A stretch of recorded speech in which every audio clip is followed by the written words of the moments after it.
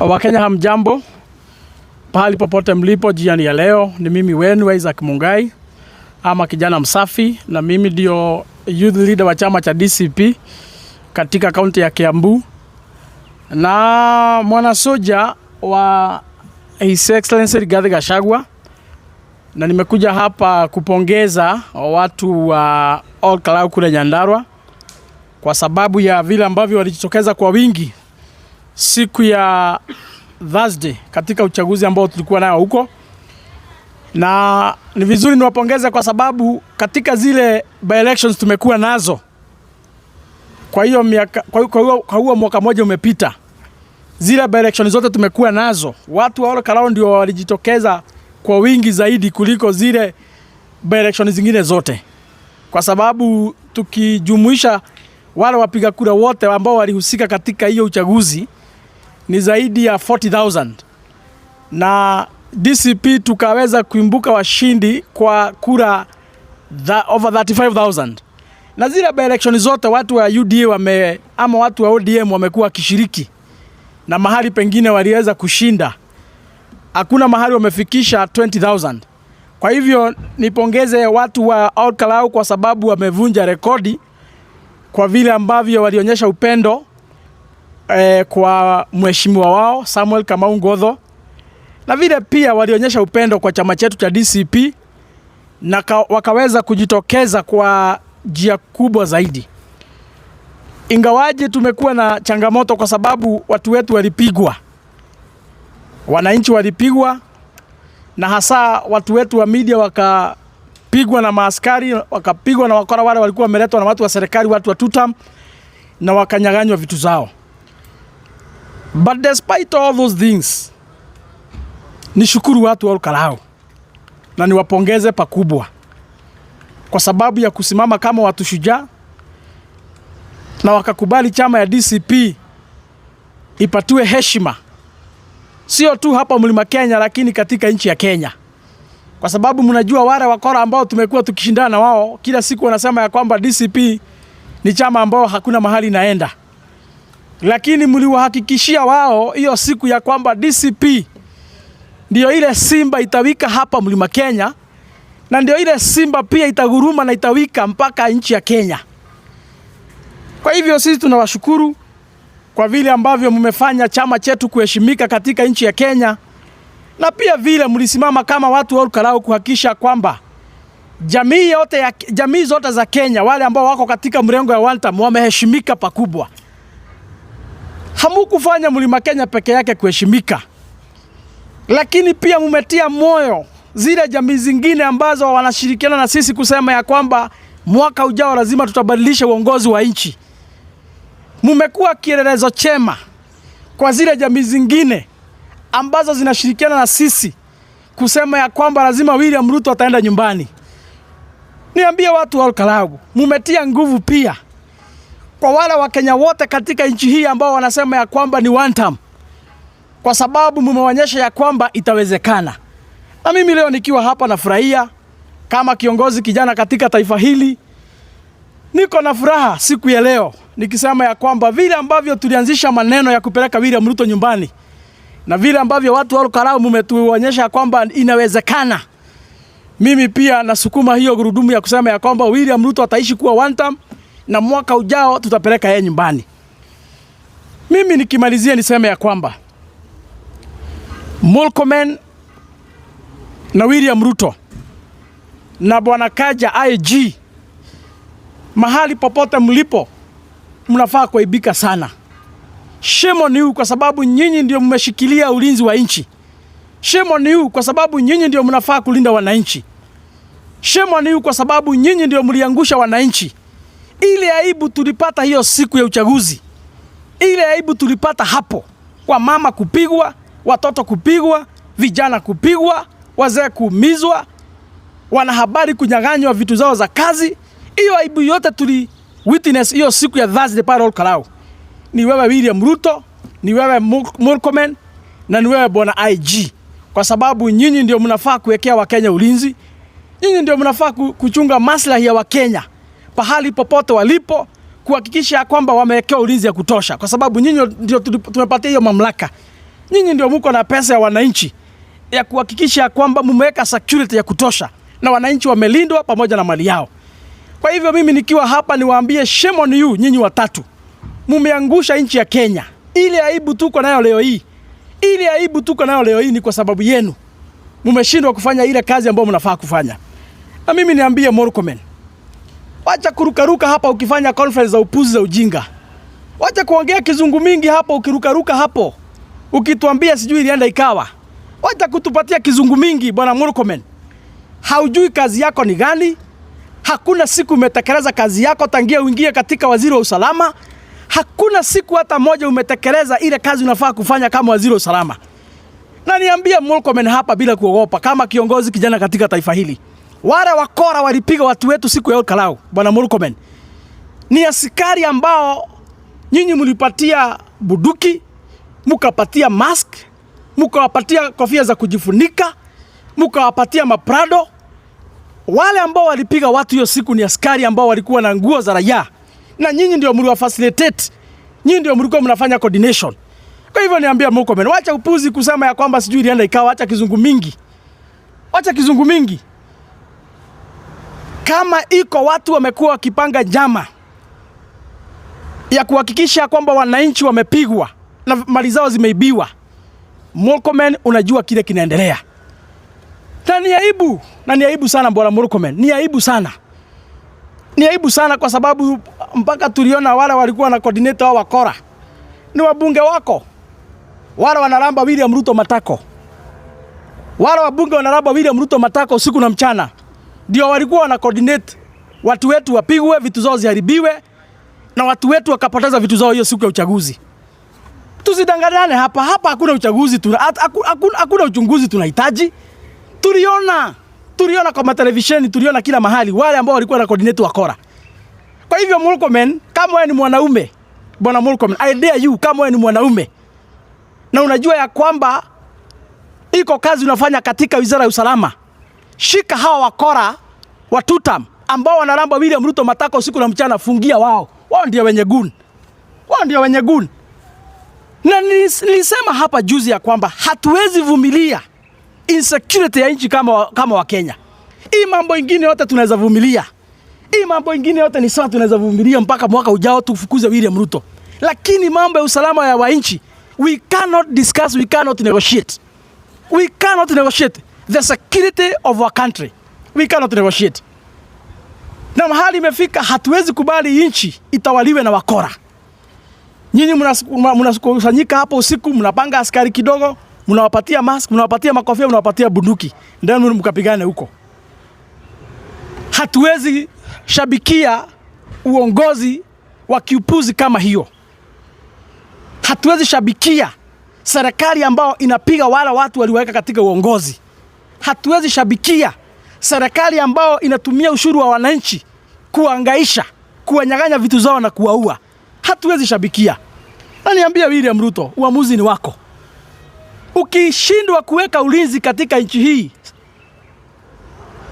uko na uhuru wa kujiondoa katika mamlaka. Si lazima ugojea sisi tuende katika uchaguzi mwaka ujao. Ukishindwa kulinda wananchi, ukishindwa kuweka ulinzi wa taifa, bwana William Ruto, you can resign na tuende katika uchaguzi na maisha itaendelea. Lakini hatuwezi vumilia ile serikali ambayo tunapatia ushuru ili ilinde wa Kenya. Hiyo serikali ndio ile serikali ambayo ndio inaumiza wa Kenya, wale ambao wanawalipa, wale wanawapatia mishahara, wale ambao waliamuka kuwaweka katika hizo maofisi. Kwa hivyo niambie William Ruto, sisi tuko sawa, sisi kama wa Kenya. Na mambo ya one time nilikwambia hiyo tunapeleka non stop. Hiyo tunapeleka mpaka dakika ya mwisho. Kwa hivyo ni jukumu yako kama rais wa Jamhuri ya Kenya, hakisha kwamba umetuwekea ulinzi ya kutosha. Wale tunakuunga mkono, wale tunakupinga, wale hatukutaki, wale tunakutaka, sisi wote wa Kenya kwa jumla. Ni jukumu yako kama rais wa Jamhuri ya Kenya na wale mawaziri ambao umepatia kazi kuhakikisha kwamba umetuwekea ulinzi ya kutosha. Na usipotuwekea ulinzi wa kutosha, mimi nafikiri Kenya hii sisi ndio wengi kuliko maaskari. Ni vizuri niseme hapa bwana William Ruto.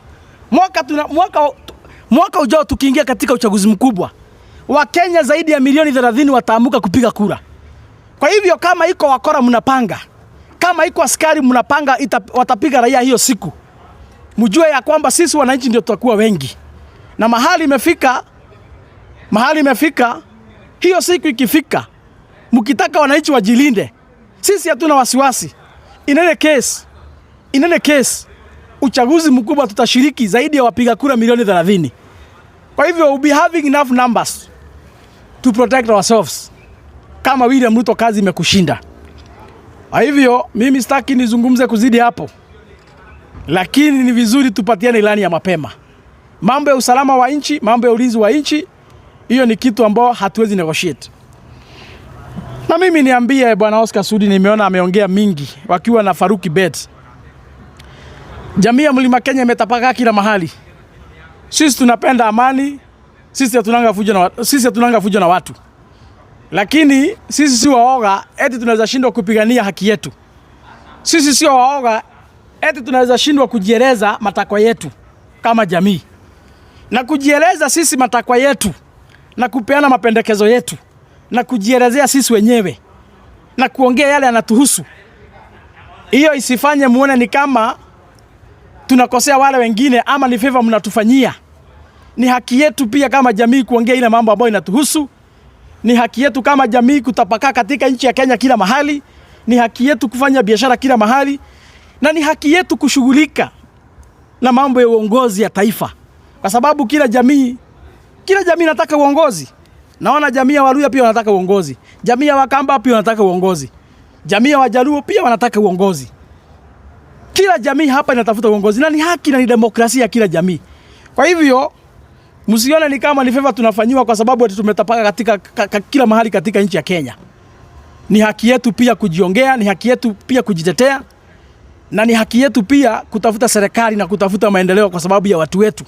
Wale ambao wanatuamini, wale ambao wanatutarajia, na wale pia ambao wanatufuata. Ni haki yetu kutetea wao. Kwa hivyo mimi niambie Bwana Oscar Sudi, vile ambavyo uliona Olkalau, ndio mambo itakuwa hapa Mlima Kenya, ndio kutakuwa Ukambani, ndio kutakuwa pale Western, ndio kutakuwa pale kwa jamii ya Omugusi, ndivyo kutakuwa kule Nyanza, na ndivyo kutakuwa kule Coast. Nyinyi mkileta vitu watu wetu watakula. Nyinyi mkileta pesa watu wetu watakula.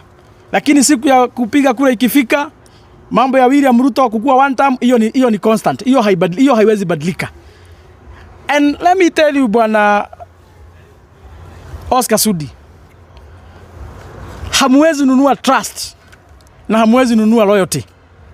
Iko siku wa Kenya walikuwa wanafuata William Ruto, lakini sasa hiyo ni mambo zamani.